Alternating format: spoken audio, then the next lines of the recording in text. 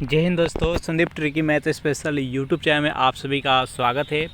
Bihar police new भर्ती 2023 next vacancy 21,391 post के लिए प्रैक्टिस सेट नंबर 18 है। इससे पहले प्रैक्टिस सेट नंबर 1 से लेकर 17 तक नहीं देखे होंगे तो इसके लिए प्लेलिस्ट बना दिया है, वहां से जाकर आप सारी वीडियो एक एक करके देख सकते हैं।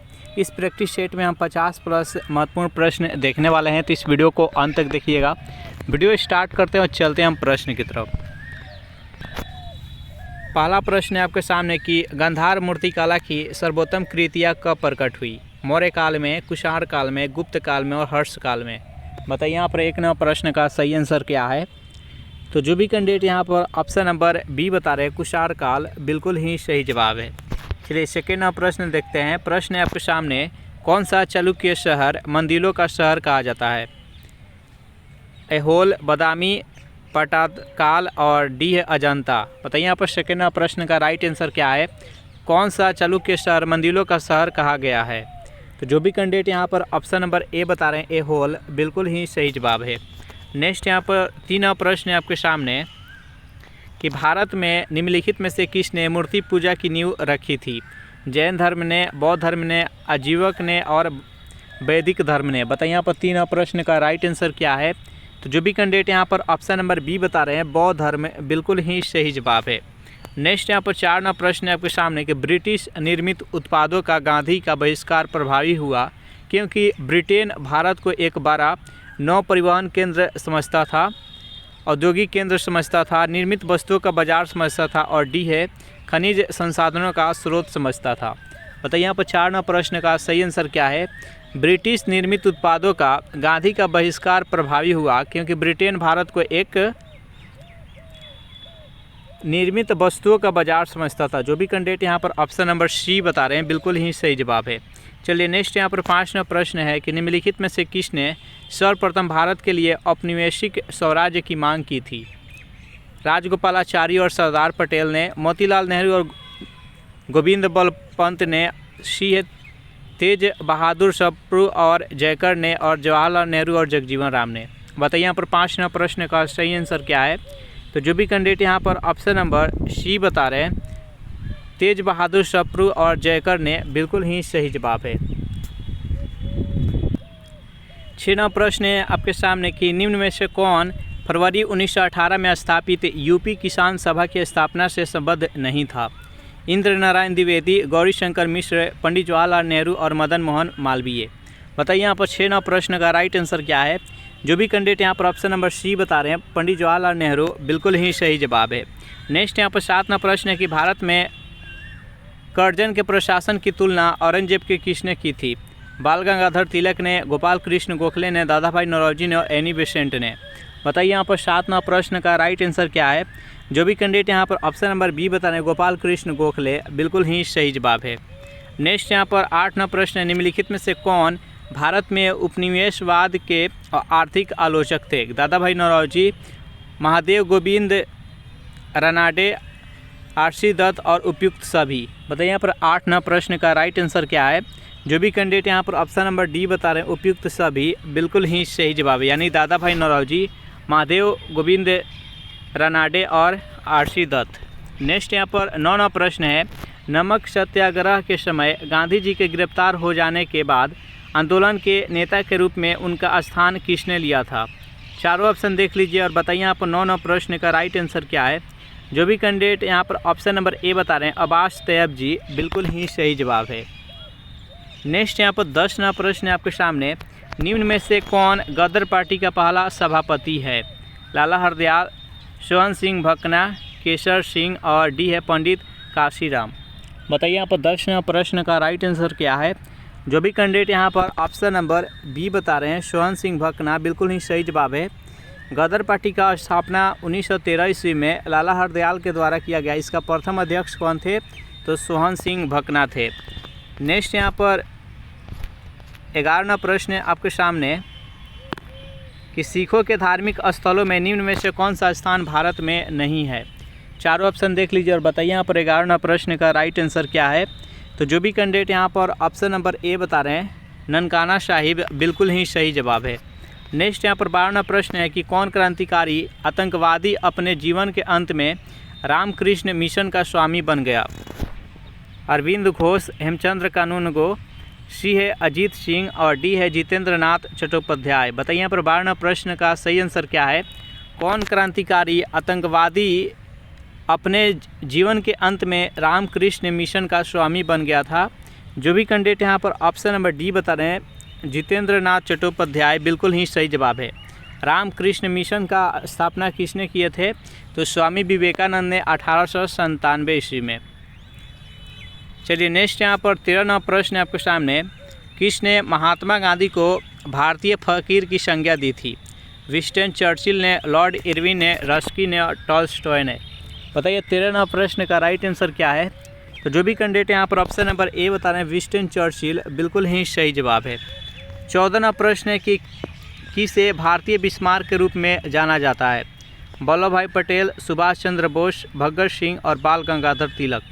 बताइए यहाँ पर 14वां प्रश्न का राइट आंसर क्या है?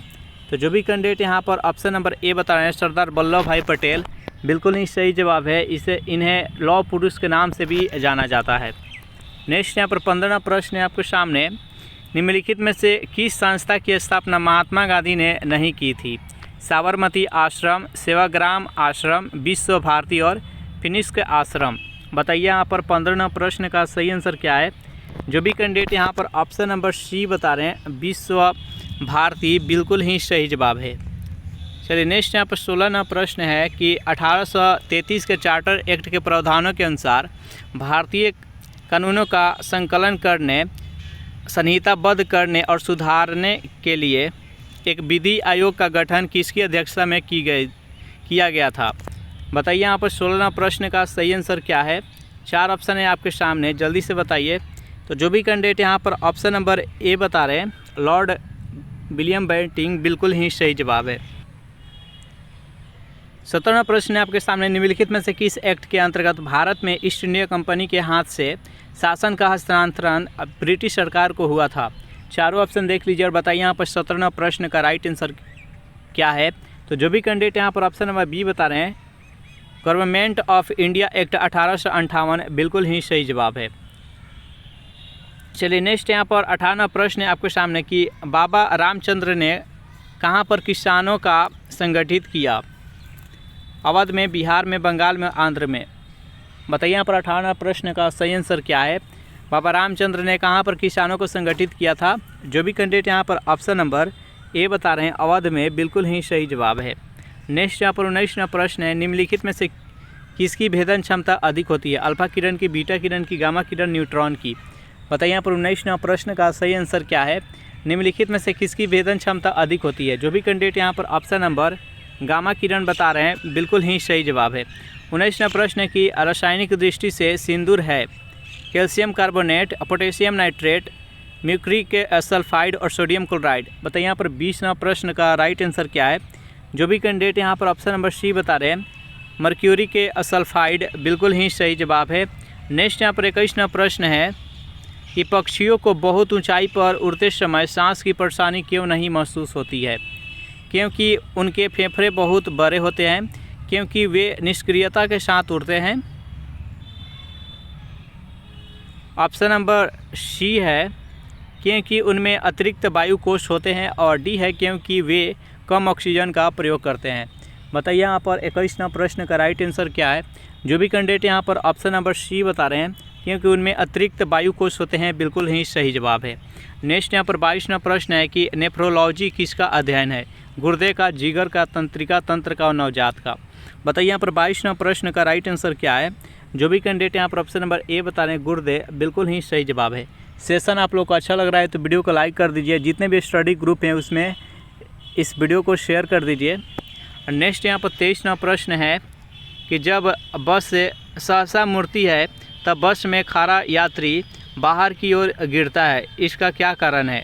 उस पर बाहर की ओर आकर्षण होता है, गति का जड़त्व, संवेग में परिवर्तन और त्वरण में परिवर्तन। बताइए यहाँ पर 23वां प्रश्न का सही आंसर क्या है?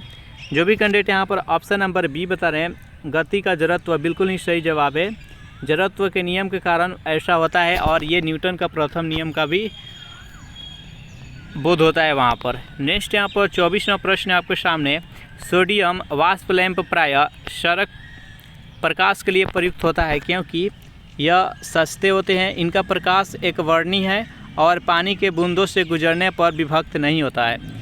सी है ये आँखों के लिए शीतल है और डी है यह चमकदार रोशनी देते हैं। बताइए यहाँ पर 24वां प्रश्न का सही आंसर क्या है। जो भी कैंडिडेट यहाँ पर ऑप्शन नंबर बी बता रहे हैं, इनका प्रकाश एक वर्णी है और पानी के बूंदों से गुजरने पर विभक्त नहीं होता है। इस प्रश्न का राइट आंसर हो जाएगा ऑप्शन नंबर बी। चलिए नेक्स्ट यहाँ पर 25वां प्रश्न है। ऊंचे उड़ते हुए वायुयान में फाउंटेन की स्याही लीक हो जाती है क्योंकि वायुमंडलीय दाब बढ़ जाता है, वायुमंडलीय दबाव कम हो जाता है, वायुमंडलीय ताप बढ़ जाता है और ताप घट जाता है। बताइए यहाँ पर 25वां प्रश्न का राइट आंसर क्या है। तो ऊंचे उड़ते हुए वायुयान में फाउंटेन की स्याही लीक हो जाती है, इसका कारण क्या है। तो जो भी कैंडिडेट यहाँ पर ऑप्शन नंबर बी बता रहे हैं कि वायुमंडलीय दबाव कम हो जाता है, बिल्कुल ही सही जवाब है। चलिए नेक्स्ट यहाँ पर 26वां प्रश्न है। यदि दूध से क्रीम को अलग कर लिया जाए तो दूध का घनत्व बढ़ जाता है, वहीं रहता है, पहले कम होता है फिर बढ़ जाता है। बताइए यहाँ पर 26वां प्रश्न का राइट आंसर क्या है। यदि दूध से क्रीम को अलग कर लिया जाए तो दूध का घनत्व है जो कि बढ़ जाएगा। तो जो भी कैंडिडेट यहाँ पर ऑप्शन नंबर ए बता रहे हैं, बिल्कुल ही सही जवाब है।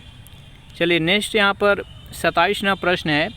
लाइकेन मिश्रित जीव है जो बने होते हैं कवक और जीवाणु से, कवक और शैवाल से, कवक और प्रोटोजोआ ब्रायोफाइटा से, और डी है शैवाल और जीवाणु से। बताइए यहाँ पर 27वां प्रश्न का राइट आंसर क्या है।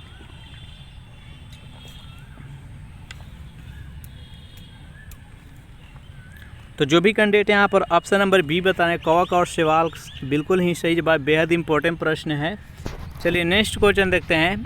28वां प्रश्न है कि रेडियोधर्मी डेटिंग एक प्रक्रिया है जिससे मापा जाता है चट्टानों की उम्र, चट्टानों का संगठन, चट्टानों का रंग और चट्टानों का भार।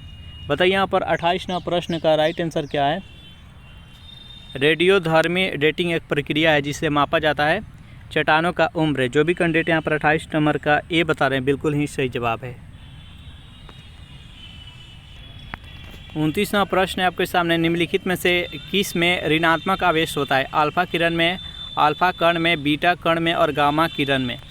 बताइए यहाँ पर 29वां प्रश्न का राइट आंसर क्या है। निम्नलिखित में से किस में ऋणात्मक आवेश होता है। जो भी कैंडिडेट यहाँ पर 29वां प्रश्न का सी बता रहे हैं, बीटा कण, बिल्कुल ही सही जवाब है।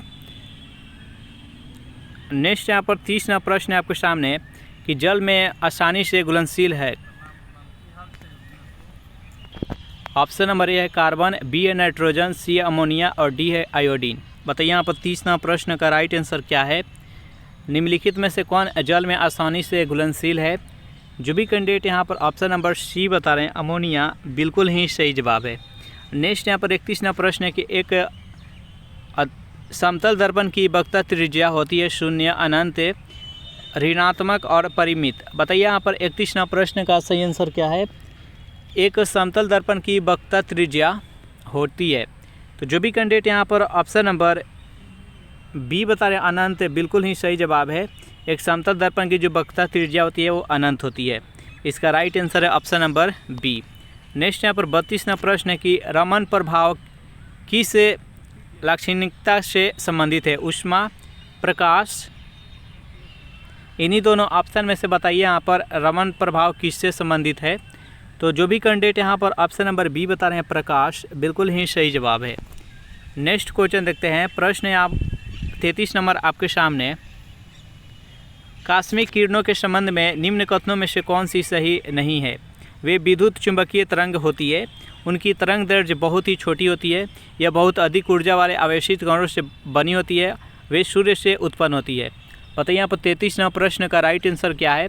कॉस्मिक किरणों के संबंध में इनमें से कौन सा कथन सही नहीं है। जो भी कैंडिडेट यहाँ पर ऑप्शन नंबर ए बता रहे हैं वे विद्युत चुंबकीय तरंग है, बिल्कुल ही गलत है। तो इसका राइट आंसर हो जाएगा ऑप्शन नंबर ए।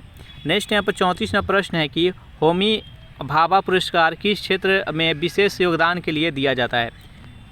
सैद्धांतिक भौतिकी, नाभिकीय ऊर्जा, लेसर भौतिकी और अंतरिक्ष अनुसंधान। बताइए यहाँ पर 34वां प्रश्न का राइट आंसर क्या है। तो जो भी कैंडिडेट यहाँ पर ऑप्शन नंबर बी बता रहे हैं नाभिकीय ऊर्जा, बिल्कुल ही सही जवाब है। अगर इस प्रैक्टिस सेट का आपको पीडीएफ चाहिए तो इसके लिए टेलीग्राम ग्रुप बना दिए हैं, जिसका लिंक इसी वीडियो के नीचे डिस्क्रिप्शन में मिल जाएगा। वहां से ज्वाइन करके इसका पीडीएफ डाउनलोड करके आप प्रैक्टिस कर सकते हैं। 35वां प्रश्न है कि नाइट्रिक अम्ल जिस 95% को इसके तनु विलयन से किस विधि से प्राप्त किया जा सकता है? वाष्पीकरण से, आसवन से, हिमीकरण से और मैग्नीशियम नाइट्रेट के द्वारा निर्जलीकरण से। बताइए यहाँ पर 35वां प्रश्न का सही आंसर क्या है? नाइट्रिक अम्ल को इसके तनु विलयन से किस विधि से प्राप्त किया जा सकता है?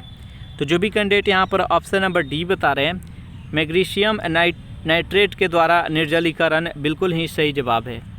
नेक्स्ट यहाँ पर 36वां प्रश्न आपके सामने, निम्न में से कौन से प्राकृतिक बहुलक का उदाहरण नहीं है? ऊन, सिल्क, चमड़ा और नायलॉन। बताइए यहाँ पर 36वां प्रश्न का सही आंसर क्या है? निम्न में से कौन सा प्राकृतिक बहुलक का उदाहरण नहीं है? जो भी कैंडिडेट यहाँ पर ऑप्शन नंबर डी बता रहे नायलॉन, बिल्कुल ही सही जवाब है। चलिए नेक्स्ट यहाँ पर 37वां प्रश्न है कि भूकंप की तीव्रता का मापन किया जाता है रिएक्टर पैमाने पर, केल्विन पैमाने पर, डेसिबल। बताइए यहाँ पर 37वां प्रश्न का सही आंसर क्या है? तो जो भी कैंडिडेट यहाँ पर ऑप्शन नंबर ए बता रहे हैं रिएक्टर पैमाने, बिल्कुल ही सही जवाब है। चलिए नेक्स्ट यहाँ पर 38वां प्रश्न है कि शिवराय पहाड़ियाँ कहाँ अवस्थित है? आंध्र प्रदेश में, कर्नाटक में, केरल में और तमिलनाडु में। बताइए यहाँ पर शिवराय की पहाड़ियाँ किस राज्य में स्थित है? तो जो भी कैंडिडेट यहाँ पर ऑप्शन नंबर डी बता रहे हैं तमिलनाडु, बिल्कुल ही सही जवाब है। नेक्स्ट यहाँ पर 39वां प्रश्न है कि शिवालिक श्रेणी का निर्माण हुआ है इयोजोइक में, पेलियोजोइक में, मेसोजोइक में और सेनोजोइक में। बताइए यहाँ पर 39वां प्रश्न का सही आंसर क्या है? शिवालिक श्रेणी का निर्माण कब हुआ है? जो भी कैंडिडेट यहाँ पर ऑप्शन नंबर डी बता रहे हैं सेनोजोइक, बिल्कुल ही सही जवाब है। विश्व के सबसे पुरानी पर्वत श्रृंखला कौन सी है? तो अरावली, याद रखिएगा। नेक्स्ट यहाँ पर 40वां प्रश्न है आपके सामने कि किस राष्ट्रीय राजमार्ग को शीर्षासुरी मार्ग कहते हैं? राष्ट्रीय राजमार्ग 8, राष्ट्रीय राजमार्ग 7, NH1 और NH3। बताइए यहाँ पर 40वां प्रश्न का राइट आंसर क्या है? जो भी कैंडिडेट यहाँ पर ऑप्शन नंबर सी बता रहे हैं NH1, बिल्कुल ही सही जवाब है। नेक्स्ट यहाँ पर 41वां प्रश्न आपके सामने कि कौन सा देशांतर प्रधान यमुनोत्तर के साथ मिलकर ग्लोब पर बृहद वृत्त का निर्माण करता है? बताइए यहाँ पर 41वां प्रश्न का सही आंसर क्या है? चारों ऑप्शन देख लीजिए। जो भी कैंडिडेट यहाँ पर ऑप्शन नंबर डी बता रहे हैं 180 डिग्री, बिल्कुल ही सही जवाब है। नेक्स्ट यहाँ पर 42वां प्रश्न है कि निम्नलिखित में से कौन सा एक सही सुमेलित नहीं है? एक तरफ खेती है और दूसरी तरफ उसका नामकरण है। फूलों की खेती फ्लोरिकल्चर, फसलों की खेती एग्रोनॉमी, सब्जियों की खेती हॉर्टिकल्चर और डी है फलों की खेती पोमोलॉजी। बताइए यहाँ पर 42वां प्रश्न का सही आंसर कौन सा है? तो जो भी कैंडिडेट यहाँ पर ऑप्शन नंबर सी के साथ जा रहे हैं, सब्जियों की खेती हॉर्टिकल्चर नहीं है, बाकी यहाँ पर जो है फूलों खेती फ्लोरिकल्चर, फसलों खेती एग्रोनॉमी और फलों की खेती को पोमोलॉजी कहते हैं। इस प्रश्न का राइट आंसर है ऑप्शन नंबर सी। नेक्स्ट यहाँ पर 43वां प्रश्न है कि भारत में शुष्क कृषि के फसलों में सबसे महत्वपूर्ण फसल कौन सी है? धान, गेहूँ, बाजरा और कपास। बताइए यहाँ पर 43वां प्रश्न का सही आंसर क्या है? तो जो भी कैंडिडेट यहाँ पर ऑप्शन नंबर सी बता रहे हैं बाजरा, बिल्कुल ही सही जवाब है। नेक्स्ट यहाँ पर 44वां प्रश्न है कि नाथुला दर्रा किस राज्य में स्थित है? अरुणाचल प्रदेश, सिक्किम, मणिपुर और उत्तराखंड। बताइए यहाँ पर 44वां प्रश्न का राइट आंसर क्या है? तो जो भी कैंडिडेट यहाँ पर ऑप्शन नंबर बी बता रहे हैं सिक्किम, बिल्कुल ही सही जवाब है।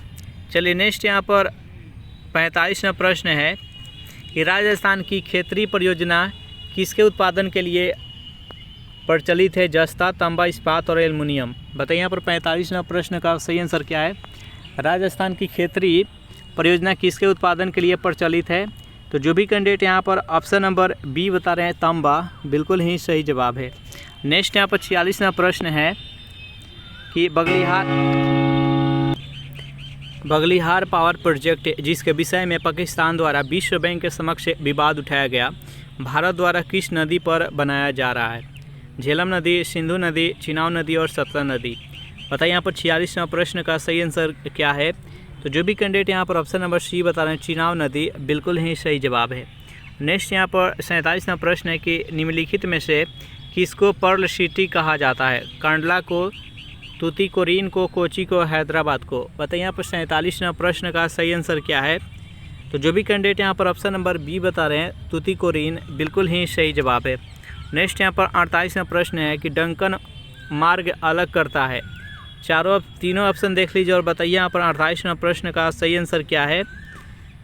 लिटिल अंडमान और कार निकोबार द्वीप को, उत्तर और मध्य अंडमान को, मध्य और दक्षिण अंडमान को, और ऑप्शन नंबर इसका डी है दक्षिण अंडमान और लिटिल अंडमान को। बताइए यहाँ पर 48वां प्रश्न का राइट आंसर क्या है?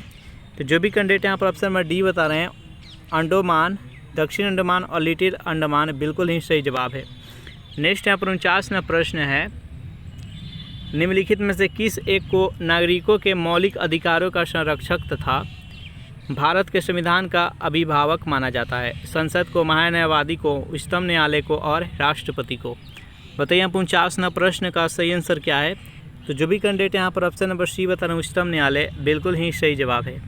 50वां प्रश्न है आपके सामने, एक संसद अथवा विधानसभा का सदस्य राष्ट्रपति निर्वाचित हो सकता है, परंतु चारों इसका कथन सुन लीजिए, उसके बाद बताइए यहाँ पर कि 50वां प्रश्न का सही आंसर क्या है?